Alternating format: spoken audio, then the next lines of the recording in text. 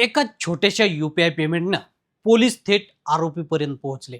होय, जे आरोपींना वाटलं होतं की गुन्हा करून ते सहज पसार होतील, त्यांच्याच एका डिजिटल चुकीनं त्यांना पोलिसांच्या जाळ्यात अडकवलंय.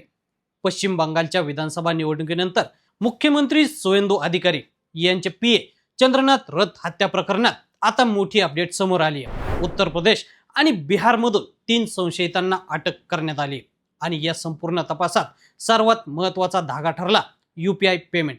यामध्ये एका UPI पेमेंटनं आरोपींना कसं अडकवलं, आरोपींना पकडण्यासाठी पोलिसांनी कसं जाळं टाकलं, थोडक्यात समजून घेऊया. नमस्कार, मी सागर आणि तुम्ही पाहताय लेट्स अप मराठी.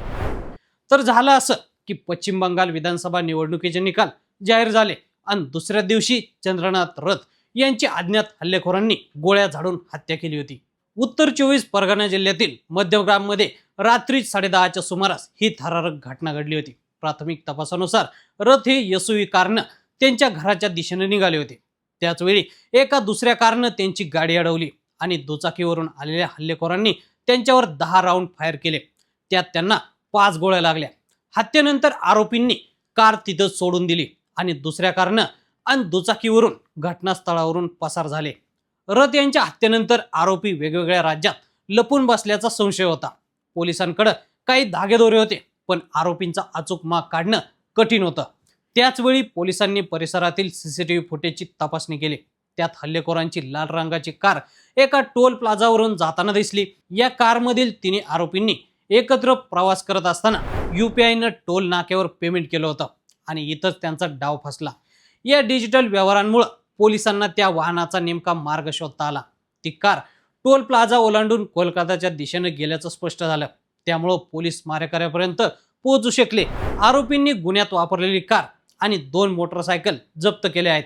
या हत्येप्रकरणी अटक केलेले तिघही सराईत गुन्हेगार आहेत. मुख्य आरोपी विशाल हा बिहारच्या बक्सरचा रहिवासी असून इतर 2 आरोपी उत्तर प्रदेशमधील आहेत.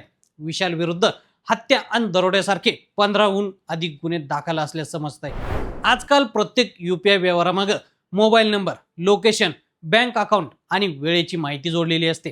त्यामुळं पोलिसांनी त्या व्यवहाराचा मागोवा घेतला आणि हळूहळू आरोपींचं लोकेशन समोर आलं. या घटनेनंतर एक गोष्ट पुन्हा स्पष्ट झाली की आजच्या डिजिटल युगात गुन्हा करून लपणं दिवसेंदिवस कठीण होत चाललंय. पूर्वी आरोपी नाव बदलून, शहर बदलून पसार व्हायचे. आता मोबाईल, CCTV, लोकेशन आणि डिजिटल पेमेंटमुळे प्रत्येक हालचालीचा माग काढणं शक्य होतंय. विशेष म्हणजे अनेकदा आरोपी स्वतःलाच अतिहुशार समजतात, पण एखादी छोटी डिजिटल चूक त्यांना थेट जेलच्या दारात पोहोचवते. सध्या या प्रकरणाचा पुढील तपास सुरू आहे. हत्येमागचं नेमकं कारण काय, आरोपींची भूमिका किती मोठी होती आणि आणखी कोणाचा सहभाग आहे का, या सगळ्या प्रश्नांची उत्तरं तपासातून समोर येणारच आहे. पण या संपूर्ण प्रकरणातला मास्टरमाइंड कोण असेल, तुम्हाला काय वाटतं, आम्हाला कमेंट करून नक्की सांगा. आणि असेच नवनवीन माहितीपूर्ण व्हिडिओ पाहण्यासाठी फॉलो करा.